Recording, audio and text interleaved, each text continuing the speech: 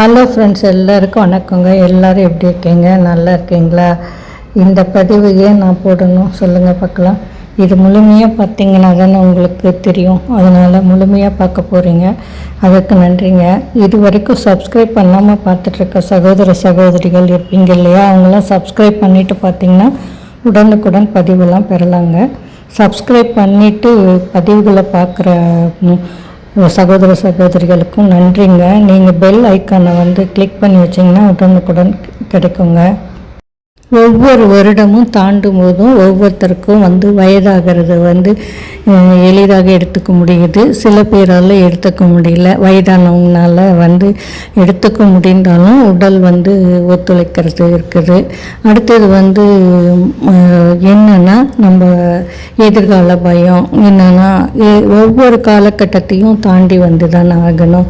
இப்போ 30 இதுலேயே எல்லாருக்கும் ஒரு சலிப்பு, ஒரு இது மன உளைச்சல்லையே இருக்கிறனால எல்லாருமே நிறையா இந்த மாதிரி விஷயங்களை ஃபேஸ் பண்ணுறாங்க. அதனால் 30லேருந்தே நீங்கள் தயாராகிடலாம். சரி, 30ல் தயாராகலை, அப்போ வீட்டெல்லாம் 40, 45, 50 அந்த மாதிரி வந்துட்டிங்களா?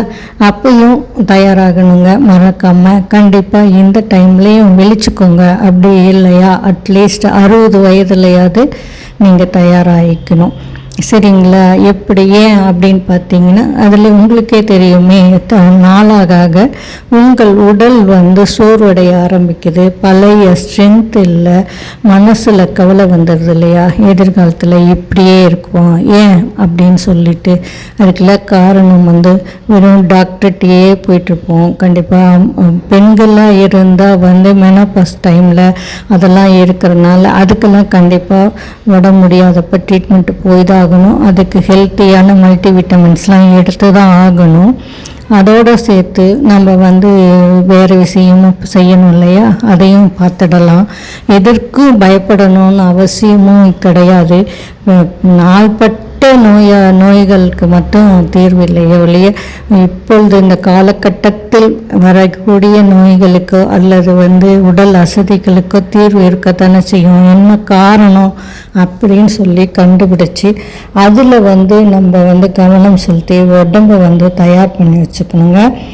எதிர்காலத்தில் உடல்நிலை நமக்கு நாம் தான் சுவர் இருந்தால் தான் சித்திரம் வரைய முடியும். அதனால் ஏன் இந்த மாதிரி ஆகுது அப்படின்னு சொல்லிட்டு பார்க்கணும். நல்ல உடல் உழைப்பு செய்கிறவங்க பிரச்சனை இல்லை. உடல் உழைப்பு அதிகமும் செய்யக்கூடாது. ஒரு 50-60 வயசுக்கு மேலே உடல் உழைப்பு செய்கிறவங்க பரவாயில்ல. உடல் உழைப்பு செய்யாமல் இருக்கவங்க கண்டிப்பாக இந்த பதிவு உங்களுக்கு பயனுள்ளதாக இருக்குங்க. 50-60 வயதுக்கு மேல் இருக்கும் பெண்கள், ஆண்கள் யார் வேணாலும் இந்த இதை செய்யலாங்க. தினமும் காலையில் எழுந்திரிச்சோன்னா வார்ம் அப் பண்ணிட்டிங்கன்னா உங்களுடைய உடல் ஆரோக்கியமாக இருக்கும். உடல் ஒத்துழைக்க ஆரம்பிக்கும். எதிர்கால பயம் இருக்காது. அடுத்தது என்னென்னா மனதை சந்தோஷமாக வைத்து கொள்ள வேண்டுங்க. மன பயம் கண்டிப்பாக இருக்கக்கூடாது. சரிங்களா? தினம் காலையில் அந்த ஸ்டிஃப்னஸ்க்கு காரணம், ஸ்டிஃப்னஸ் பற்றி தான் நம்ம பேச போகிறோம். உடல் விரைப்பு, அது உடல் ஒத்துழைக்காததுக்கு காரணம் மனசில் இருக்க டிப்ரெஷன் கூட இருக்கலாம். அதனால் எதையும் ஈஸியாக எடுத்துக்கிறதுக்கு இதாங்க. நான் சிம்பிளான இது தான் சொல்லித்தருவேன் எப்பயுமே. அந்த மாதிரி பார்க்கும் பொழுது நீங்கள் காலையில் எழுந்த உடனே தினமும் கொஞ்ச நேரம் ஒரு சமையல் செய்யறதுக்கு முன்னாலேயோ, பெண்களாக இருந்தால் சமையல் செய்யறதுக்கு முன்னாலேயும், ஆண்களாக இருந்தால் வேலையை தொடங்குவதற்கு முன்னாலேயும் வார்ம் அப் செய்துட்டு நீங்கள் செய்யுங்க. கண்டிப்பாக காலையில் படுக்கை விட்டு எந்திரிக்க போகிறீங்களா, பிரபஞ்சத்திற்கு நன்றி சொல்லுங்கள். அப்போ உங்கள் மனது அந்த அட்டிடியூட் உங்களுக்கு நல்ல அமைதியான சூழலை ஏற்படுத்தி கொடுக்கும். கண்டிப்பாக நம்ம கொரோனா காலத்தில் எத்தனை பேர் உயிரோடு இருப்போமா அப்படின்னு நினச்சோமா பாருங்கள். அதனால் அதை முதல்ல மனசில் நினச்சிட்டு இறைவனுக்கு நன்றி சொல்லிவிட்டு அந்த நாளை ஆரம்பிங்க. சரிங்களா? ஃபஸ்ட்டு நீங்கள் யாரெல்லாம் எந்திரிச்சு எக்ஸசைஸ் செய்ய முடியுமோ செய்யுங்க. அப்படி இல்லாத பட்சத்தில் படுத்திருந்துட்டே ஃபஸ்ட்டு செய்யுங்க. ஒரு ரொம்ப உடம்பு ஸ்டிப்பாக இருக்கவங்க, உடம்பு முடியாதவங்க அந்த மாதிரி படுத்துகிட்டே இருந்துட்டு செய்யுங்க. கால் தசை வந்து சில பேர்த்துக்கு இழுத்து பிடிச்சிக்கும். அப்படி கால் கண்ட தசை அந்த மாதிரி இருக்கவங்க வந்து எந்த கால் படுத்துகிட்டே செய்யுங்க. எந்த கால் தசை வந்து உங்களுக்கு பிடிச்சிக்குதோ அதுக்கு ஆப்போசிட்டான கையில் முழங்கையில் தட்டுங்க பாருங்கள், உங்களுக்கு அது ரிலீஸ் ஆகுங்க.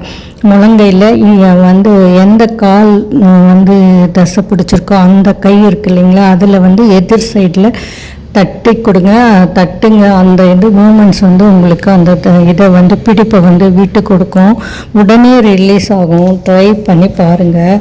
அடுத்தது வந்து என்னென்னா, காலையில் எழுந்திரிச்ச உடனேயே வந்து வார்ம் அப் பண்ணிக்கணும் உங்களுக்கு. அதனால் ரெண்டு கை முட்டிகளையும் தட்டிட்டு அடுத்த கைனாலேயே நல்லா தட்டு ஒரு அடி கொடுக்குற மாதிரி 4-5 டைம் தட்டுனீங்கன்னா பிளட் சர்க்குலேஷன் இருக்கும். அதுக்கப்புறம் வார்ம் அப் பண்ணலாம். ஈஸியான மெத்தட் தான். எதிர்காலத்தை நினச்சி பயப்பட வேண்டாங்க. நடவுடையோட கடைசி வரைக்கும் இருக்கணும் அப்படின்னு நினைக்கிறவங்களாம் தினமும் கொஞ்சம் நேரமாவது வார்ம் அப் செஞ்சு எக்ஸசைஸ் செஞ்சு பாருங்கள்.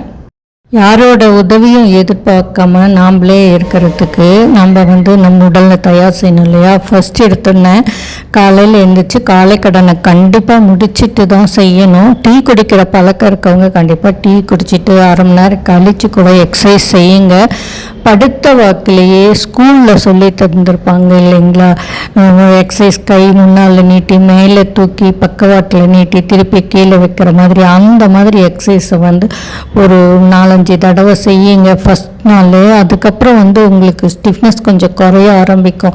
அதுக்கப்புறம் அடுத்தடுத்து செய்யுங்க, சரிங்களா. அடுத்தது வந்து என்னென்னா, இப்போது ஃபஸ்ட்டு ஒவ்வொரு கையாக வந்து மேலே தூக்கி கீழே இறக்கி அந்த மாதிரி படுத்த வாக்கிலேயே செய்யுங்க. ஃபஸ்ட் நாள் மட்டும் 5 டைம் செய்யுங்க. பிறகு வந்து அப்படியே ஸ்டிஃப்னஸ் விடும் பாருங்கள். கூட்டி ஒரு 10 தடவை 20 தடவை அந்த மாதிரி செய்யலாங்க. உங்களுக்கு ஸ்பீட்னஸ் வந்துடும். அடுத்து அப்படியே படுத்த வாக்கிலேயே வந்து உங்களால் கை சுத்த முடியாது இல்லையா, அதனால கீழே இறங்கி வந்து கொஞ்சம் நின்ன வாக்கில் வந்து 2 கையையும் மூட்டிலும் இது பண்ணுற மாதிரி நல்லா சுற்றுங்க, சரிங்களா. அது வந்து உங்களுக்கு நல்லா வந்து மூமெண்ட்ஸ் கொடுக்கும். அந்த மாதிரி எல்லாம் செய்யணும். எக்ஸசைஸ்லாம் எல்லோரும் செஞ்சு காமிக்கிறாங்க, இவங்க வந்து இப்படி சொல்லிகிட்ருக்காங்களே அப்படின்னு நினைக்காதீங்க. வந்து முடிந்தவங்க வந்து நல்லா செய்ய போகிறோம், முடியாதவங்க இந்த மாதிரி சின்னதாக செய்யுங்க போதும். கையை வந்து மேலே ஒரு கை மட்டும் மேலே உயர்த்தி இறக்குறது 5 டைம் செஞ்சுட்டு அடுத்த கையை உயர்த்தி இறக்குங்க. அடுத்து நேராக நீட்டி மடக்கிறது அது 5 டைம் செஞ்சுட்டு திருப்பி அந்த மாதிரி செய்யுங்க. சேரில் உட்காந்து எந்திரிச்சு உட்காடுறது அந்த மாதிரி செய்யுங்க. ஒரே நிலையிலே சேரில் உட்காந்துட்டே இருக்க வேண்டாம்.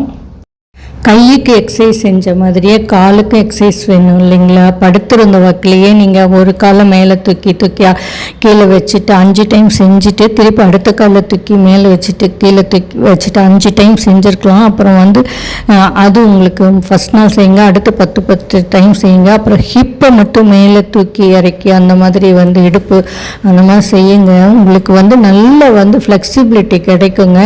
இதெல்லாம் வந்து வாய் வழியாக நான் சொல்லிகிட்ருக்கேன், உங்களுக்கு புரியும்னு நினைக்கிறேன். இந்த மாதிரி எல்லாம் செய்யுங்க. அப்புறமே படுத்த வாக்கிலேயே அது உங்களுக்கு நல்ல ஃப்ளெக்சிபிலிட்டியாக கிடைக்கும். அப்புறம் போக நீங்களே செய்யலாம். அப்புறம் வீட்டிலேயே நடைப்பயிற்சி வந்து பழகுங்க. இப்போ 3 to 3 சொல்லி தராங்க பார்த்தீங்களா யூடியூப்லாம், அந்த மாதிரி பழகி வீட்டிலேயே செய்யுங்க. 3 நிமிஷம் ஸ்பீடாக நடக்கிறது, 3 நிமிஷம் ஸ்லோவாக நடக்கிறது, அந்த மாதிரி வீட்டிலேயே செய்யுங்க. முடிஞ்ச அளவுக்கு எவ்வளோ இடம் இருக்கோ அதில் செய்யுங்க. அப்படியே இல்லையா நின்ன இடத்துலையே நடக்கிற மாதிரி ப்ராக்டிஸ் பண்ணுறதுங்க. அது கண்டிப்பாக நிறைய வெயிட் லாஸ் கொடுக்குது. ட்ரை பண்ணி பாருங்கள், சரிங்களா. கழுத்துக்கு எக்ஸசைஸ் கொடுங்க. மேலேயும் கீழேயும் கழுத்தை தூக்கி அந்த மாதிரி எக்ஸசைஸ் கொடுங்க. படுத்த வாக்கிலையும் செய்யுங்க அல்லது எழுந்திரிச்சு நின்று செய்யுங்க. அடுத்து வந்து கால் ஹிப்பை தூக்கி இறைக்கிற மாதிரி பண்ணுங்க. ஒவ்வொரு ஜாயிண்ட் எந்தெந்த ஜாயிண்ட் எங்கெங்கே இருக்கோ அதுக்கு சின்ன வந்து அசைவு கொடுக்குற மாதிரி நீங்களே ஒவ்வொன்றா யோசனை பண்ணி செய்யுங்க பாருங்கள். கண்டிப்பாக அந்த ஸ்டிஃப்னஸ்லாம் விட்டுட்டு மூமெண்ட்ஸ் வரும். அதே போல் சாப்பாட்டு முறையில் வந்து நிறையா புரோட்டீன் இருக்கிற மாதிரி சிறுதானியம்லாம் கேழ்வரகு அப்புறம் இது கம்பு இந்த மாதிரி அந்த காலத்துல எல்லாம் இதெல்லாம் சாப்பிட்டு உடம்பு நல்லா வச்சுருந்தாங்க இல்லையா. அது மாதிரி உங்கள் நல்லா உடம்பு நல்லா வச்சுக்கோங்க. நான் வெஜிடேரியன் சாப்பிட்றவங்க நான் வெஜிடேரியன் சாப்பிடுங்க. அதிகம் வெயிட் இல்லாமல் வெயிட்டை குறைச்சிக்கோங்க. எண்ணெய் பதார்த்தம்லாம் கம்மியாக சாப்பிட பண்ணுங்கள். கண்டிப்பாக வந்து உங்களுக்கு வந்து உடல் ஒத்துழைப்பு இருக்கும். உடல் வந்து பெண்களாக இருந்தால் அவங்களுக்கு பெண்களுக்கும் சரிங்க ஆண்களுக்கும் சரிங்க 50-60 வயசுக்கு மேலே வந்து இந்த ஹார்மோன் பேலன்ஸ்லாம் இல்லாமல் இருக்குது. அதுக்கு வந்து டாக்டரை கன்சல்ட் பண்ணிட்டு மல்டிவிட்டமின் டேப்லெட் எடுத்துக்கோங்க. கண்டிப்பாக வந்து எல்லாருக்குமே பயனுள்ளதாக இருக்கும். எனக்கு தெரிஞ்சதை நான் சொல்லி கொடுத்தேன். உங்களுக்கு பிடித்திருந்தால் வந்து கமெண்ட் செக்ஷனில் கமெண்ட் பண்ணுங்கள். நன்றிங்க. இது வரைக்கும் முழுமையாக பார்த்தீங்க இல்லையா? கண்டிப்பாக எல்லாருமே வந்து உடல் உழைப்பு இப்போல்லாம் கம்மியாயிடுச்சு இல்லையா? அதனால் செஞ்சுட்டு நல்லா ஆரோக்கியமாக இருக்கணும் அப்படின்னு சொல்லிட்டு எல்லாருக்கும் வேண்டி கேட்டுக்கிறேங்க.